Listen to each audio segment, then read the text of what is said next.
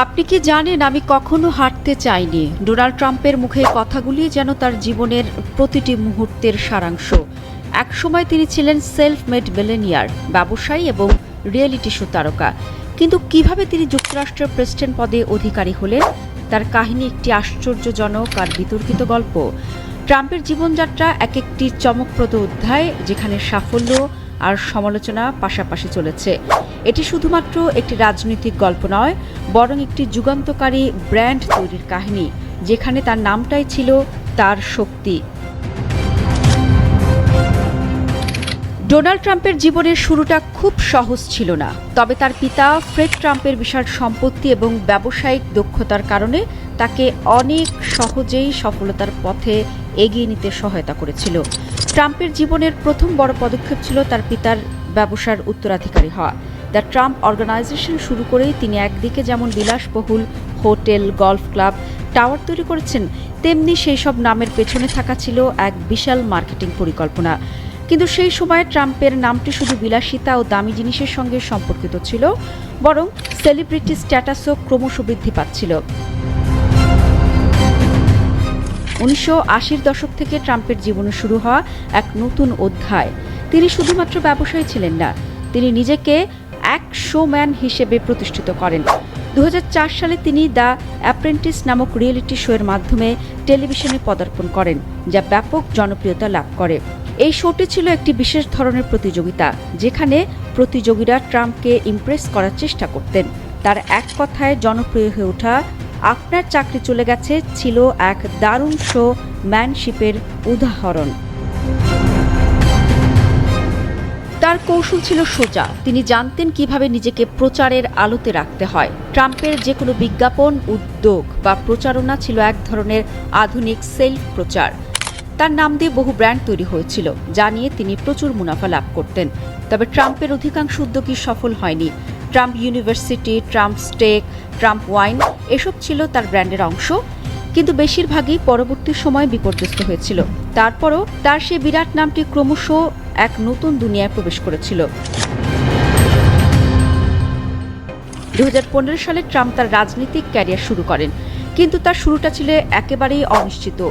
Make America great again ছিল তার নির্বাচনী স্লোগান, যা সারা দেশে সাড়া ফেলে দেয়। অনেকেই তার এই নির্বাচনী প্রচারণাকে শুধুমাত্র একটা শো এন্টারটেনমেন্ট মনে করলেও ট্রাম্প জানতেন কিভাবে সাধারণ মানুষকে আকর্ষণ করতে হয়। তার বক্তব্য ছিল অত্যন্ত সরাসরি এবং প্ররোচনামূলক, যা মানুষকে ভাবতে বাধ্য করেছিল। তার মিথ্যাচার, বিভাজন এবং আগ্রাসী মনোভাব আমেরিকার রাজনৈতিক দৃশ্যপটে এক নতুন বিপ্লবের সূচনা করে। প্রেসিডেন্ট নির্বাচনে জেতার পর ট্রাম্পের শাসনকাল ছিল এক বিতর্কিত অধ্যায়। তার প্রশাসনের অনেক নীতি এবং কর্মকাণ্ড দেশ জুড়ে আলোচনার সৃষ্টি করেছিল। 2016 সালের নির্বাচনে রাশিয়ার সম্ভাব্য হস্তক্ষেপের অভিযোগ, অভ্যন্তরীণ সহিংসতা, অভিবাসন নীতি এবং তার বৈদেশিক সম্পর্ক সবই ছিল ট্রাম্পের শাসনকালকে ঘিরে চলা মূল বিতর্ক।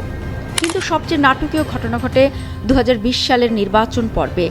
দ্বিতীয় মেয়াদে প্রেসিডেন্ট নির্বাচিত হওয়ার চেষ্টা ব্যর্থ হয়, হেরে যান জো বাইডেনের কাছে।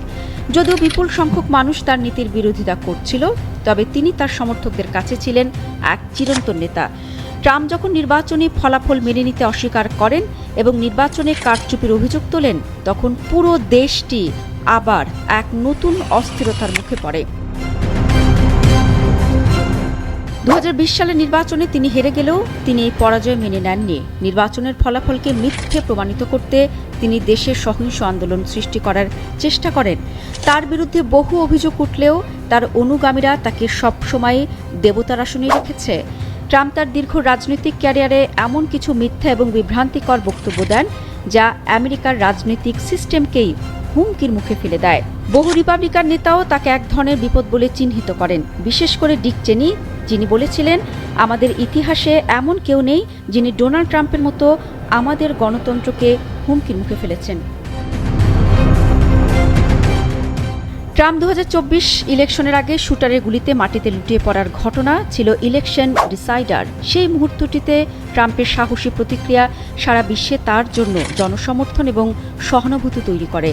গুলিবিদ্ধ হয়ে ট্রাম্পের মুষ্টিবদ্ধ হুঙ্কার আলোড়ন তৈরি করেছিল আমেরিকায়। সম্ভবত সেই মুহূর্তটি ছিল 2024 ইলেকশনের রেজাল্ট ডিসাইডার। এখন ট্রাম্প আবার দ্বিতীয় মেয়াদে আমেরিকার প্রেসিডেন্ট হিসেবে কাজ শুরু করেছেন।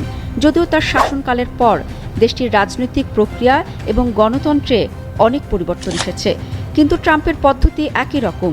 একদিকে যেমন তিনি মিথ্যা প্রচার করতে জানেন, তেমনি তার ক্ষমতা ধরে রাখার প্রবণতা তাকে আবার মঞ্চে নিয়ে আসছে। তিনি নিশ্চিতভাবেই জানেন কিভাবে নিজের জনপ্রিয়তা বজায় রাখতে হয়। এই যে make America great again slogan, তা শুধু একটি রাজনৈতিক স্লোগান নয়, বরং একটি মার্কেটিং কৌশল যা তাকে জনমানুষে প্রতিষ্ঠিত করেছে। ডোনাল্ড ট্রাম্পের কাহিনী এক বিচিত্র এবং বিতর্কিত গল্প। তার জীবনের প্রতিটি অধ্যায় অপ্রত্যাশিত মোড়ে পূর্ণ। একদিকে যেমন সে ব্যবসায়িক জগতে রাজত্ব করেছে, তেমনি রাজনৈতিক দুনিয়াতেও তার উত্থান এক ধরনের নাটকীয়তার ঘটনা। তিনি নিশ্চিতভাবেই মার্কিন সমাজের এক নতুন ধরনের নেতা, যার আগ্রাসী মনোভাব এবং টেলিভিশনের প্রতি ঝোঁক তাকে সাধারণ জনগণের কাছে গ্রহণযোগ্য করেছে। কিন্তু তার এই উত্থান পতনের গল্প প্রমাণ করে দেয় যে হাল ছেড়ে না দিলে কেউ হারে না। ট্রাম্প যেন এই বার্তায় দেন বিশ্বের প্রত্যেক তরুণকে, সাফল্য কি? সাফল্য তো লুকিয়ে থাকে ব্যর্থতার চাদরে।